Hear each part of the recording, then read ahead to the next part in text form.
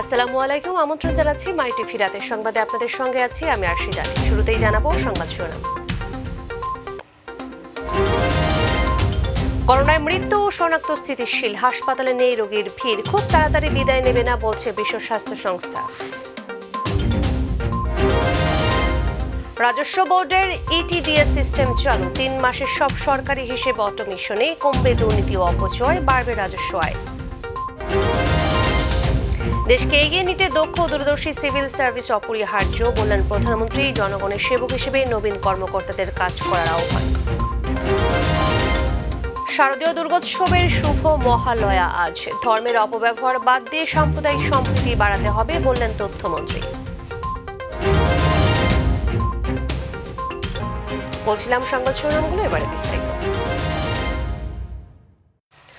শুরুতেই করোনা ও টিকাদান প্রসঙ্গ। দেশে একদিনে আরও 703 জনের মধ্যে করোনা ভাইরাসের সংক্রমণ ধরা পড়েছে এবং মারা গেছেন আরও 21 জন। একই সময় দেশে 24,376 জনের নমুনা পরীক্ষা করা হয়েছে। নমুনা পরীক্ষার বিবেচনায় শনাক্তের হার 2.88%, যা আগের দিন 2.72% ছিল। আগের 24 ঘন্টায় 694 নতুন রোগী শনাক্ত হয় আর মারা যায় 23 জন। সেই হিসেবে মৃত্যু, রোগী শনাক্ত ও শনাক্তের হার স্থিতিশীল। আর টানা 16 দিন শনাক্তের হার 5% নিচে থাকলো।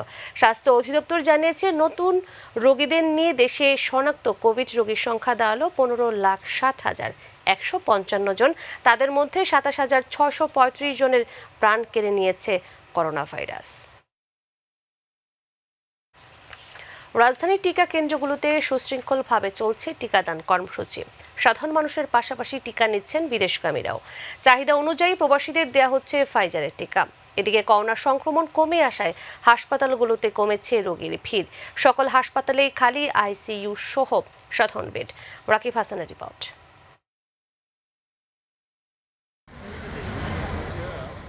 সকাল থেকে রাজধানীর টিকা কেন্দ্রগুলোতে দীর্ঘ লাইন থাকলেও বেলা বাড়ার সঙ্গে সঙ্গে কমে আসে মানুষের ভিড়। টিকা দেওয়ার জন্য আসছি, কিন্তু আমার ওই মেসেজ আসে নাই। পরে এখানে এসে চেক করছি যে মেসেজ আসছে। ফার্স্ট ডোজ নিতে আসছি, আমি আসার বেশি সময় হয় নাই। এসে দিলাম, আমার ফর্ম জমা দিলাম, বসতে বললাম, বসে আছি। অনেকটা সুশৃঙ্খল পরিবেশে টিকা নিতে পেরে খুশি টিকা গ্রহীতারা। সিনোফার্মের টিকা দিয়েছি আজকে, ভালোই লাগছে। পরিস্থিতি খুবই সুন্দর, পরিস্থিতি খুব ভালো। সতর্কতার জন্য বাচ্চা আছে এবং পরিবার আছে, সবাই ভালো থাকার জন্য আর কি টিকাটা নেওয়া। এখানে যে ওনাদের যে ফর্মালিটিস আছে সেটা মেনটেন করে উপরে গেলাম, জাস্ট 10 মিনিটস আর 15 মিনিটস ওয়েট। বিদেশগামীদের দেয়া হচ্ছে চাহিদা অনুযায়ী ফাইজার ও মডার্নার টিকা। নাগরিক হিসাবে আমি ফাইজারের টিকা নিবন্ধন করছিলাম, এই জন্য আমি টিকা দিলাম। আমি ফাইজার দিলাম, ভালোই তো লাগলো। এখানকার পরিবেশ তো খুবই ভালো। এদিকে করোনার সংক্রমণ কমে আসায় হাসপাতালগুলোতে কমেছে রোগীর সংখ্যাও। করোনা ডেডিকেটেড হাসপাতালগুলোতে এখন চিকিৎসা নিচ্ছেন সাধারণ রোগীরা। ওনার জ্বর ছিল, এখন জ্বর আছে হালকা হালকা, আর হলো ডায়রিয়া, তারপর মাথা ব্যথা। হালকা ঠান্ডার জ্বর ছিল, আসিয়ানে দেখাইছি, ওখানে একটা এক্সরে দিচ্ছে, করাইছি। এখন আজকে একটু বেশি আর কি, শরীরটা অনেক ব্যথা আর ওই শ্বাস নিতে একটু খারাপ লাগে, এই জন্য নিয়ে আসছি এখানে। রাজধানীর কুর্মিটোলা জেনারেল হাসপাতাল ঘুরে দেখা যায় 300 শয্যার মধ্যে রোগী ভর্তি রয়েছে মাত্র 155 জন। রাকিব হাসান, মাই টিভি, ঢাকা। করোনার বিরুদ্ধে লড়াই এখনো বিপদমুক্ত হওয়া যায়নি বলে সতর্ক করেছেন বিশ্ব স্বাস্থ্য সংস্থা WHO। এই ভাইরাসের ওপর কোনো নিয়ন্ত্রণ নেই বলে মন্তব্য করেছেন সংস্থার করোনা বিষয়ক প্রধান মারিয়া ভ্যান কারভোভ। তিনি বলেন, গত সপ্তাহে বিশ্বে 31 লাখ মানুষ নতুন করে করোনায় আক্রান্ত হয়েছে, মারা গেছে আরও 54,000। তবে প্রকৃতপক্ষে এই সংখ্যা আরও বেশি হতে পারে। করোনা নিয়ে ইন্টারনেট দুনিয়ায় ভুল ও মিথ্যা তথ্যের ছড়াছড়িতে উদ্বেগ প্রকাশ করে মারিয়া বলেন, খুব তাড়াতাড়ি করোনা বিদায় নেবে না।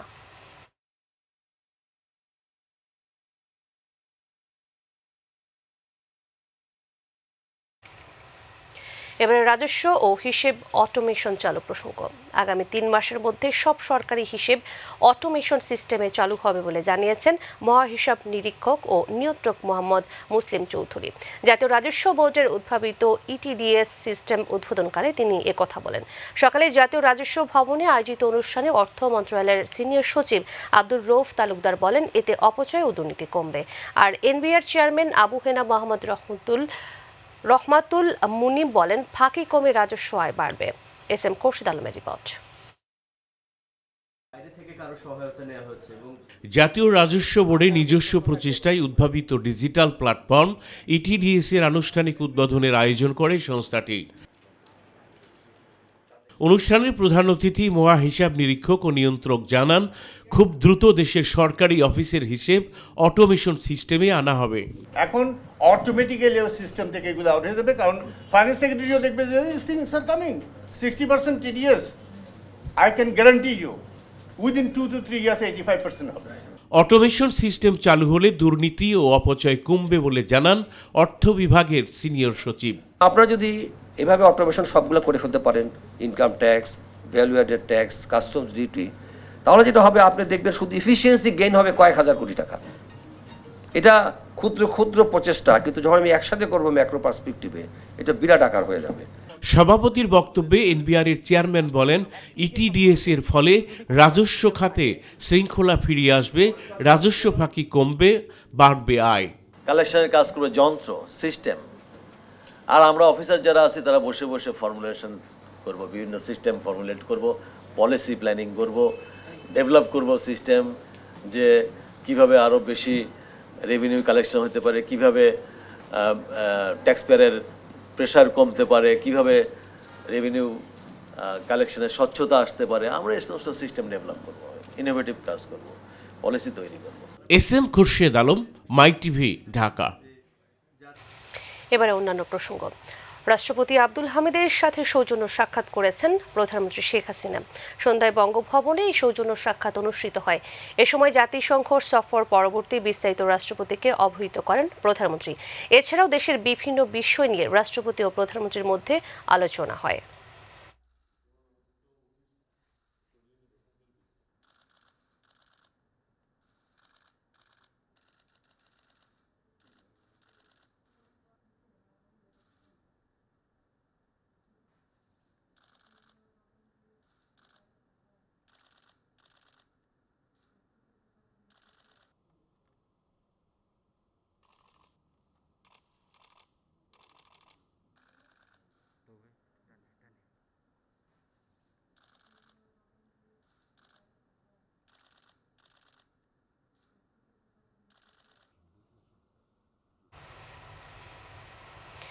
বিচারের বাণী যেন নিভৃতে না কাঁদে, মানুষ যেন ন্যায় বিচার পায়, এই মহান ব্রত নিয়ে কাজ করতে আইন ও প্রশাসন কর্মকর্তাদের প্রতি আহ্বান জানিয়েছেন প্রধানমন্ত্রী শেখ হাসিনা।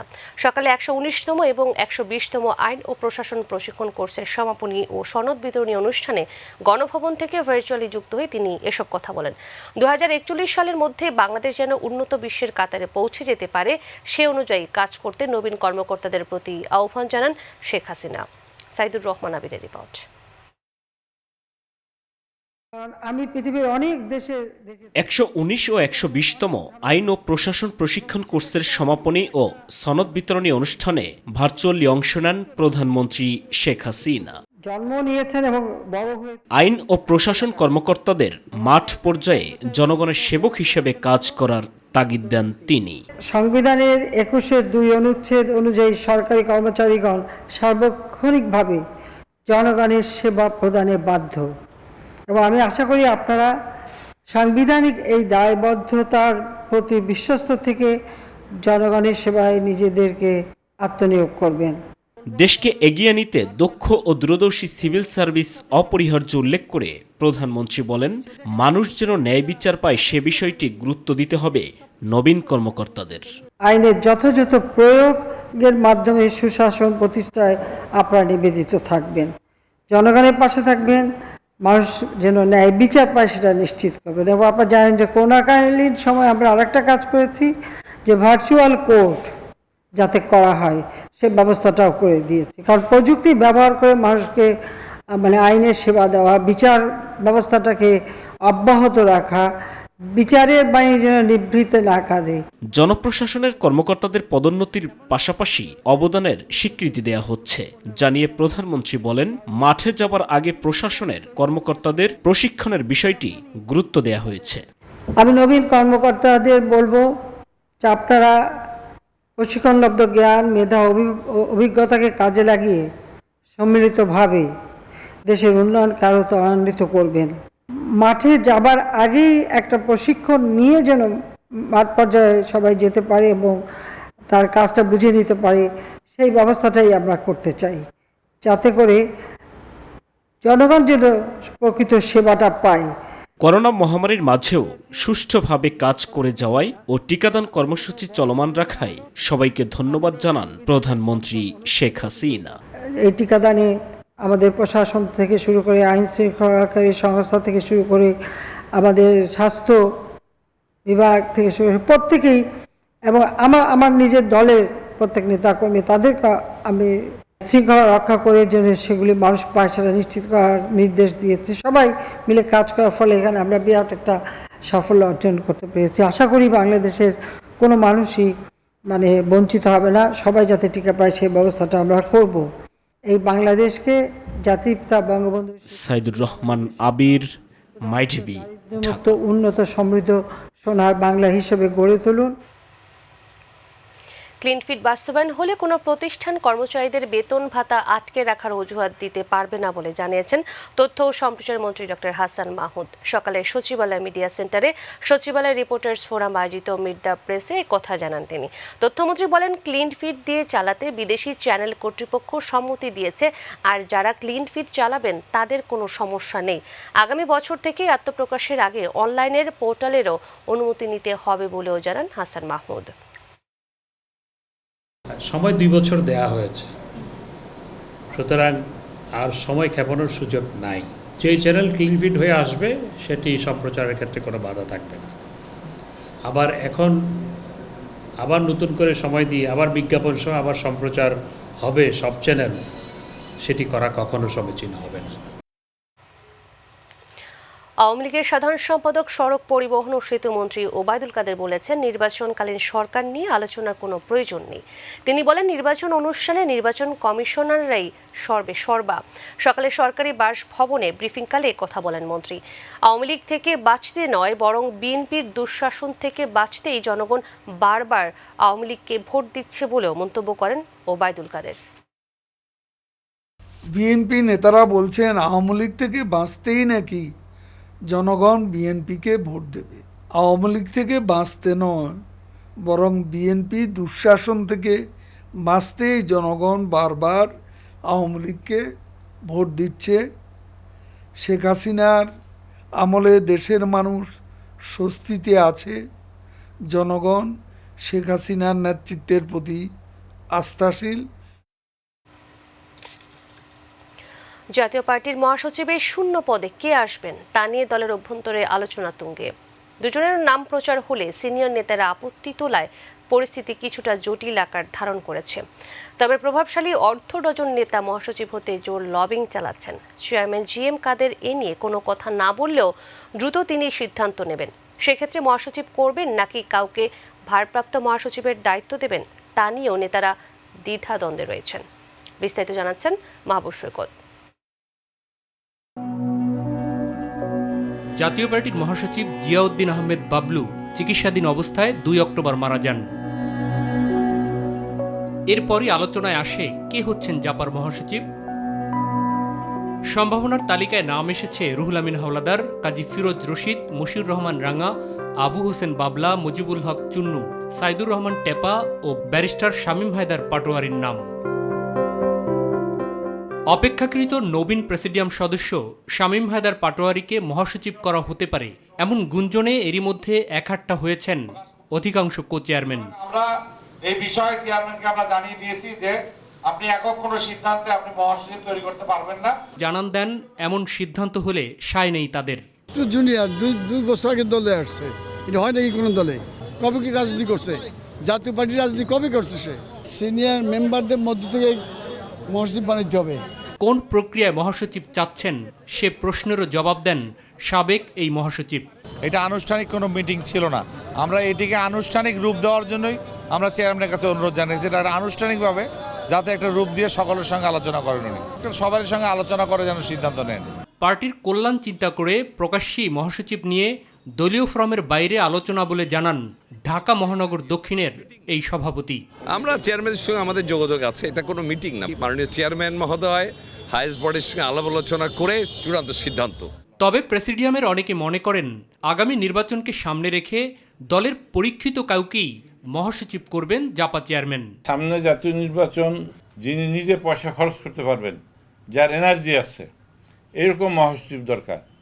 মহাসচিবের তকমা লাগায়া সবার পকেটে হাত দেবে এরকম মহাসচিব দরকার নেই, তুলে জাতীয় পার্টি থাকবে না, জাতীয় পার্টির ভবিষ্যৎ অন্ধকার হয়ে যাবে। অবশ্যই এক্সপেরিয়েন্স লোক হলে ভালো হয়। চেয়ারম্যান আস্থার মধ্যে, দলের আস্থার মধ্যে মহাসচিবকে থাকতে হবে। তড়িঘড়ি না করে অতিরিক্ত মহাসচিবদের মধ্য থেকে কাউকে ভারপ্রাপ্ত মহাসচিব করার পরামর্শ এই নেতার। আমাদের 8 ডিভিশনের 8 জন অতিরিক্ত মহাসচিব আছে। এর মধ্যে থেকে যদি কোনো সিনিয়র কেউ থাকে, কাউন্সিলের আগ পর্যন্ত তাকে ভারপ্রাপ্ত মহাসচিবের দায়িত্ব দিলে যে শব্দগুলি আসছে সেই শব্দগুলির থেকে পরিত্রাণ পাওয়া যাবে। জল্পনা কল্পনার অবসান ঘটিয়ে মহাসচিব কিংবা ভারপ্রাপ্ত মহাসচিবের সিদ্ধান্ত নেবেন জাপা চেয়ারম্যান জিএম কাদের, এমনটাই প্রত্যাশা দলের সর্বস্তরের নেতাকর্মীদের। কোনো প্রেশার ক্রিয়েট করা হয় নাই, তবে চেয়ারম্যানকে ক্ষমতা দেয়া আছে যে তিনি সিদ্ধান্ত নেবেন। কেন্দ্রীয় কমিটি আছে, প্রেসিডিয়াম আছে, আমাদের কো চেয়ারম্যান বৃন্দ আছেন, ওনারা সিদ্ধান্ত নেবেন। এদের সরকারের এখানে সিগন্যালে কি আছে? মাহবুব সৈকত, মাই টিভি, ঢাকা। হিন্দু ধর্মাবলম্বীদের সবচেয়ে বড় ধর্মোৎসব শারদীয় দুর্গোৎসবের পূর্ণ লগ্ন শুভ মহালয়া আজ সকালে ঢাকেশ্বরী জাতীয় মন্দিরে আয়োজন করা হয় চণ্ডী পাঠ ও সঙ্গীতানুষ্ঠানের। রাজধানী বনানীর খেলার মাঠে মহালয়া উদযাপন অনুষ্ঠানে যোগ দিয়ে তথ্য ও সম্প্রচার মন্ত্রী ডক্টর হাসান মাহমুদ বলেন, ধর্মের অপব্যবহার বাদ দিয়ে সাম্প্রদায়িক সম্প্রীতি বাড়াতে হবে। শিউলি রোজা রিপোর্ট। শুভ মহালয়ার মধ্য দিয়ে সারা দেশে হিন্দু ধর্মাবলম্বীদের সবচেয়ে বড় ধর্মীয় উৎসব দুর্গাপূজার আনুষ্ঠানিকতা শুরু হয়েছে। ভোরে চণ্ডী পাঠের মধ্য দিয়ে দেবী দুর্গাকে মর্তে আহ্বান জানালেন সনাতন ধর্মাবলম্বীরা। রাজধানীর বনানী খেলার মাঠে শুভ মহালয়া উদযাপন অনুষ্ঠানে যোগ দেন তথ্য ও সম্প্রচার মন্ত্রী ডক্টর হাসান মাহমুদ। সব ধর্মের মর্মবাণী হচ্ছে মানুষের কল্যাণ, সেটি হিন্দু ধর্ম হোক, বৌদ্ধ ধর্ম হোক, মুসলিম ধর্ম হোক, খ্রিস্ট ধর্ম হোক, এমনকি কোনো কোনো ধর্ম জীবের কল্যাণের কথাও বলেছে। এ সময় ধর্মের অপব্যবহার বাদ দিয়ে সাম্প্রদায়িক সম্প্রীতি বাড়ানোর আহ্বান জানান তিনি। ধর্মের মূল মর্মবাণী যদি আমরা বুকে ধারণ করে আমরা অনুশীলন করি, তাহলে পৃথিবী অনেক শান্তিময় হতো। তাই আজকে আমার যেটি বিনীত নিবেদন থাকবে, আমাদের মাননীয় প্রধানমন্ত্রী বঙ্গবন্ধু কন্যা জননেত্রী শেখ হাসিনা যেমন বলেন, ধর্ম যার যার, উৎসব কিন্তু সবার। তো আমি আশা করব আপনাদের এই উৎসবের যে আনন্দ, সেটি সবার মাঝে সঞ্চারিত হবে। এবার দেবীর আগমনে বিশ্ব হবে শান্তিময়, অশুভ শক্তিকে বিনাশ করে উদয় হবে শুভ শক্তির, এমনটাই প্রত্যাশা সনাতন ধর্মাবলম্বীদের। শিউলি রোজা, মাই টিভি, ঢাকা। স্মার্টফোন চুরি হওয়া বা হারিয়ে যাওয়া রোধে বেশ কিছু সেবা দিয়ে আসছে বাংলাদেশেই তৈরি অ্যান্ড্রয়েড অ্যাপ্লিকেশন থিফগার্ড। শুধু ফোন নয়, এবার সেই অ্যাপ্লিকেশনই দিচ্ছে পরিবারের সদস্যদেরও সুরক্ষা। আপৎকালীন মুহূর্তে ব্যবহারকারী মুঠো ফোনের মাত্র 2টি বাটন চাপলেই 3 জন ব্যক্তির কাছে পৌঁছে যাচ্ছে তার সবশেষ অবস্থান সহ ওই স্থানের ছবি। যে কোনো বিপদে তাৎক্ষণিক অবস্থান সহ এমন বার্তায় পরিবারের সদস্যরা দ্রুত এগিয়ে আসতে পারছেন সাহায্য করতে। বিস্তারিত জানাচ্ছেন মোবাল্লিক করিম। ভিড়ভাট্টা অথবা রাতে একা রাস্তায় চলাফেরা,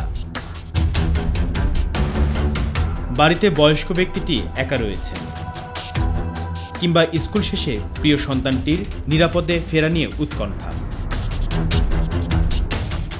এমন কোনো মুহূর্তে যদি হুট করেই কোনো অনাকাঙ্ক্ষিত ঘটনা ঘটে, তবে মুঠোফোনের বাটন পরপর কয়েকবার চাপ দিলে আগে থেকে নির্দিষ্ট করে রাখা গুরুত্বপূর্ণ 3 জন ব্যক্তির কাছে চলে আসবে জরুরি বার্তা, যেখানে থাকবে বিপদে পড়া মানুষটির মুঠোফোনের সামনের ক্যামেরার ছবি, সাথে সবশেষ স্থান বা অবস্থান। স্মার্টফোনে এমন সুবিধা বা ফিচার দেখা মিলত শুধুমাত্র সায়েন্স ফিকশনগুলোতে, তবে এবার সেটি বাস্তবে এনেছে সফটলজি লিমিটেড। স্মার্টফোন চুরি হওয়া, হারিয়ে যাওয়া বা ছিনতাই ঠেকাতে তাদের অ্যাপ থিফগার্ডে যুক্ত করা হয়েছে পুরো পরিবারের সুরক্ষায় এমন ফিচার। পাশাপাশি আপনার মোবাইল ফোনটি এই মুহূর্তে আপনি মনে করছেন যে আমার আশেপাশে হয়তো কেউ নিয়ে থাকবে। এই অ্যাপ নির্মাতা প্রতিষ্ঠানের ব্যবস্থাপনা পরিচালক জানালেন, এই সেবা মূলত শিশু, বৃদ্ধ ও নারীদের কথা মাথায় রেখেই যুক্ত করা হয়েছে। এখানে আপনার সিনিয়র সিটিজেন যারা আমাদের বয়স্ক যে সমস্ত নাগরিক আছেন, আমাদের শিশু এবং আমাদের নারী রাস্তাঘাটে চলার পথে অথবা বাসায় বা যে কোনো জায়গায় যদি কোনো বিপদে পড়ে, যদি সে মনে করে যে এটা আমি খুব বিপদে আছি, অথবা কথা বলার ক্যাপাসিটি সে তার নাই, ফোন কল করার মতো ক্যাপাসিটি নাই, এটা পাওয়ার বাটনটা অন করে জাস্ট শব্দ কমে, ভলিউম কমে, যে বাটন আর 2 বার চাপ দিলেই সামনের ক্যামেরাটা ছবি তুলে নেবে এবং এটা ইমেলে সেন্ড হয়ে যাবে।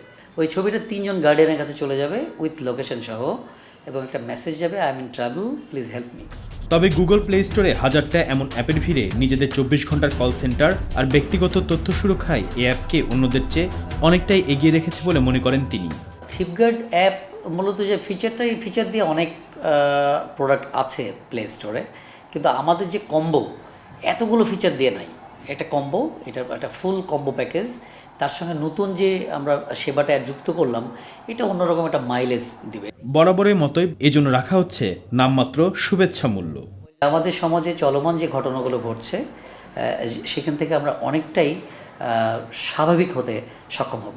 মুবাল্লিক করিম, মাই টিভি, ঢাকা। নিচ্ছি একটি বিরতি, ফিরে আসি একটু পরে, আমাদের সঙ্গেই থাকুন। জন্মের হলেও মৃত্যুর নিবন্ধন সম্ভব হয়নি বললেন মেয়র তাপস। নিবন্ধনে জটিলতা দূর করতে পদক্ষেপ নেওয়া হচ্ছে জানালেন তাজুল ইসলাম। তথ্যের নিরাপত্তা ও সার্টিফিকেট সহ জাল সনদ রুখতে ব্লকচেন প্রযুক্তির বিকল্প নেই বললেন আইসিটি প্রতিমন্ত্রী। স্বাগত আরও একবার, আপনারা দেখছেন মাই টিভি রাতের সংবাদ। জন্ম ও মৃত্যু নিবন্ধনে জটিলতা দূর করতে দ্রুত ব্যবস্থা নেওয়া হচ্ছে বলে জানিয়েছেন স্থানীয় সরকার মন্ত্রী তাজুল ইসলাম। দুপুরে রাজধানী কাকরাইলে এক অনুষ্ঠানে তিনি কথা বলেন। অনুষ্ঠানে ঢাকা দক্ষিণ সিটি কর্পোরেশনের মেয়র ব্যারিস্টার ফজলে নূর তাপস বলেন, জন্ম নিবন্ধন হলেও এখনো মৃত্যু নিবন্ধন সম্ভব হচ্ছে না। এস এম খোরশেদ আলমের রিপোর্ট। জন্ম ও মৃত্যু নিবন্ধন দিবসে জনস্বাস্থ্য প্রকৌশল অধিদপ্তর মিলনায়তনে এই অনুষ্ঠান। জন্ম মৃত্যু নিবন্ধন নিয়ে কথা বলেন ঢাকা দক্ষিণ সিটি কর্পোরেশনের মেয়র। 1873 সাল থেকে আজকে 2021 সাল পর্যন্ত পরিপূর্ণ সকলের 100% জন্ম এবং মৃত্যু নিবন্ধন কার্যক্রম আমরা সম্পন্ন করতে পারিনি। নিবন্ধনে জটিলতার কথা তুলে ধরে নতুন প্রযুক্তি প্রয়োগের কথা জানান স্থানীয় সরকার মন্ত্রী। বিভিন্ন জায়গা থেকে নিবন্ধন করতে গিয়ে তারা একটু সমস্যা হচ্ছে। তো এটার পিছনে কারণ ছিল যে নতুন সফটওয়্যার ইনস্টল করা অথবা পুরানো সফটওয়্যারকে আপডেট করা। তো এই কাজটা ইতিমধ্যে আমার মনে হয়েছে, তো এর হয়েছে এবং এটি যে কন্টিনিউয়াস প্রসেস। আসলে দেশের অগ্রযাত্রার স্বার্থে সবাইকে গুরুত্ব দিয়ে নিবন্ধন করার আহ্বান জানান তাজুল ইসলাম। সবগুলো মিলিয়ে আমরা ইনশাল্লাহ বাংলাদেশকে নিয়ে এগিয়ে যাব এবং এদেশের মানুষের আশা আকাঙ্ক্ষা পূর্ণ হবে। এস এম খুরশেদ আলম, মাই টিভি, ঢাকা। তরুণরা যেন ভবিষ্যৎ প্রযুক্তিতে আরও বেশি সম্পৃক্ত হতে পারে সেই প্রচেষ্টা চালিয়ে যাচ্ছে সরকার বলে মন্তব্য করেছেন আইসিটির প্রতিমন্ত্রী জুনায়েদ আহমেদ পলক। তিনি বলেন, তথ্যের নিরাপত্তা নিশ্চিত, সার্টিফিকেট সহ বিভিন্ন জাল সনদ রুখতে ব্লকচেন প্রযুক্তির বিকল্প নেই। তাই ব্লকচেন হতে পারে বিনিয়োগের বড় উৎস। সকালে রাজধানীর আগারগাঁয়ে বিসিসি অডিটোরিয়ামে আন্তর্জাতিক ব্লকচেন অলিম্পিয়াডের অনুষ্ঠানে তিনি এসব কথা বলেন। রাজধানী মিরপুর চিড়িয়াখানা রোডের একটি বাড়িতে নির্মাণ কাজ করার জন্য মাটি খননের সময় একটি মর্টার সেল সদৃশ বস্তু উদ্ধার করা হয়েছে। র্যাবের বোম ডিসপোজাল ইউনিটের একটি টিম ঘটনাস্থলে পৌঁছে সেটি উদ্ধার করে। র্যাব জানায়, মঙ্গলবার মিরপুর চিড়িয়াখানা রোডস্থ একটি বাড়িতে নির্মাণ কাজ করার জন্য মাটি খননের সময় মর্টার সেল সদৃশ বস্তু দেখতে পাওয়া যায়। খবর পেয়ে ঘটনাস্থলে পৌঁছায় র্যাব। আজ দুপুরে র্যাব বোম ডিসপোজাল ইউনিটের টিম সেটি নিরাপদ স্থানে নিয়ে ডিসপোজ করে।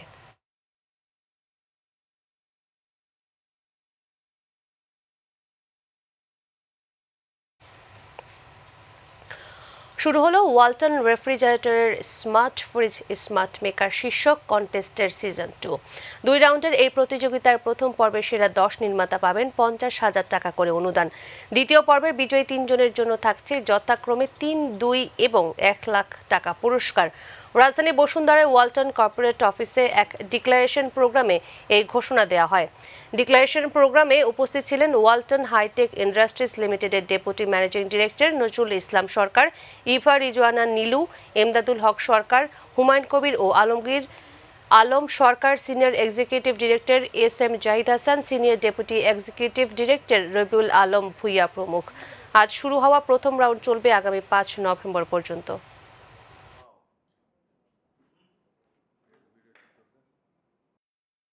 খেলার সংবাদ।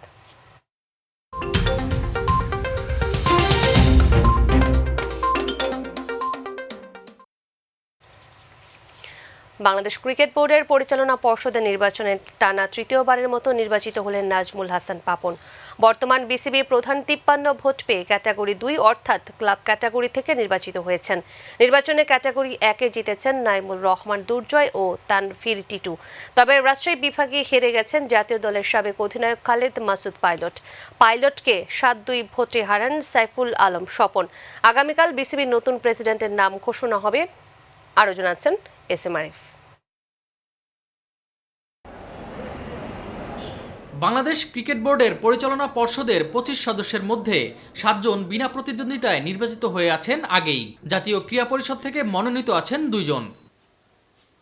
বাকি 16 পদে নির্বাচনের পর ভোট গণনা শেষে প্রাথমিক ফল ঘোষণা করে নির্বাচন কমিশন। ক্যাটাগরি 1-এর ঢাকা বিভাগ থেকে নির্বাচিত হয়েছেন 2 জন।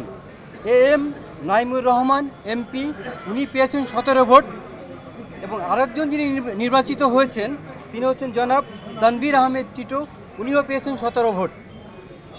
ক্যাটাগরি 1 রাজশাহী বিভাগ থেকে একজন নির্বাচিত হয়েছেন জনাব মোহাম্মদ সাইফুল আলম স্বপন চৌধুরী, উনি পেয়েছেন 7 ভোট। নাজমুল হাসান 53 ভোট, জনাব গাজী গোলাম মুর্তুজা 53 ভোট, জনাব মোহাম্মদ ইনায়েত হোসেন সিরাজ 53 ভোট, জনাব মোহাম্মদ ইসমাইল হায়দার মল্লিক 52 ভোট, জনাব নজিব আহমেদ 51 ভোট, জনাব ওবেদ রশিদ 51 ভোট, জনাব ফাহিম সিনহা 51 ভোট, জনাব ইফতেখার রহমান 50 ভোট, জনাব সালাউদ্দিন চৌধুরী 49 ভোট, জনাব মঞ্জুর কাদের 49 ভোট, জনাব মাহবুবুল আনাম 47 ভোট ও জনাব মোহাম্মদ মঞ্জুর আলম মঞ্জু 46 ভোট। এবার আমি চলে যাচ্ছি ক্যাটাগরি 3-এ। এখানে 2 জন প্রার্থী ছিলেন, একজন বিজয়ী হয়েছেন। বিজয়ী প্রার্থী জনাব খালেদ মাহমুদ সুজন, উনি পেয়েছেন 37 ভোট, এবং ওনার যে নিকটতম প্রতিদ্বন্দ্বী জনাব নাজমুল আবেদিন, উনি পেয়েছেন 3 ভোট। টানা তৃতীয়বারের মতো পরিচালক পদে নির্বাচিত হয়েছেন নাজমুল হাসান পাপন। প্রাথমিক ফল ঘোষণার পর তিনি জানান, নির্বাচনে প্রায় 100% ভোট পড়েছে। সাধারণত নির্বাচনে আমরা দেখি অনেকে ভোট দিতে আসে না বা তাদের ভোটটা আমরা পাই না, মানে তাদের মতামত জানা যায় না। এই নির্বাচনে অলমোস্ট ফুল ভোট কাস্ট হয়েছে। নির্বাচন প্রক্রিয়াটা সুষ্ঠু ছিল, এটাতে কোনো সন্দেহ নেই, শান্তিপূর্ণ ছিল, মানুষ ভোট দিয়েছে, এটাই হলো বড় কথা। তবে আমি আরও খুশি হতাম যদি আরও বেশি পার্টিসিপেশন থাকতো নির্বাচনে। বৃহস্পতিবার নির্বাচনের চূড়ান্ত ফল ঘোষণার পর পরিচালনা পর্ষদের সভায় বিসিবির নতুন কমিটি ঘোষণা করা হবে। এস.এম. আরিফ, মাই টিভি, ঢাকা। শেষ করছি সংবাদ, তবে যাবার আগে সংবাদ শিরোনামগুলো জানিয়ে দিচ্ছি আরও একবার। করোনার মৃত্যু শনাক্ত স্থিতিশীল, হাসপাতালে নেই রোগীর ভিড়, খুব তাড়াতাড়ি বিদায় নেবে না বলছে বিশ্ব স্বাস্থ্য সংস্থা। রাজস্ব বোর্ডের ইটিডিএস সিস্টেম চালু, 3 মাসে সব সরকারি হিসেব অটোমেশনে, কমবে দুর্নীতি ও অপচয়, বাড়বে রাজস্ব আয়। দেশকে এগিয়ে নিতে দক্ষ ও দূরদর্শী সিভিল সার্ভিস অপরিহার্য, বললেন প্রধানমন্ত্রী। জনগণের সেবক হিসেবেই নবীন কর্মকর্তাদের কাজ করার আহ্বান। শারদীয় দুর্গোৎসবের শুভ মহালয়া আজ, ধর্মের অপব্যবহার বাদ দিয়ে সাম্প্রদায়িক সম্প্রীতি বাড়াতে হবে, বললেন তথ্যমন্ত্রী। প্রিয় দর্শক, ধন্যবাদ সাথে থাকার জন্য। এছাড়া ইউটিউবে মাই টিভির সংবাদ পেতে ভিজিট করুন youtube/mytvbd নিউজ, এবং আমাদের অনুষ্ঠান দেখতে ভিজিট করুন youtube/mytv বাংলা, facebook/mytv বাংলা। পরবর্তী সংবাদ দেখার আমন্ত্রণ জানিয়ে বিদায় নিচ্ছি আমি আরশিদা আলী। প্রিয় দর্শক, করোনা সংক্রমণ রোধে সবাই সতর্ক থাকুন, মাস্ক পরুন, স্বাস্থ্যবিধি মেনে চলুন। আল্লাহ হাফেজ।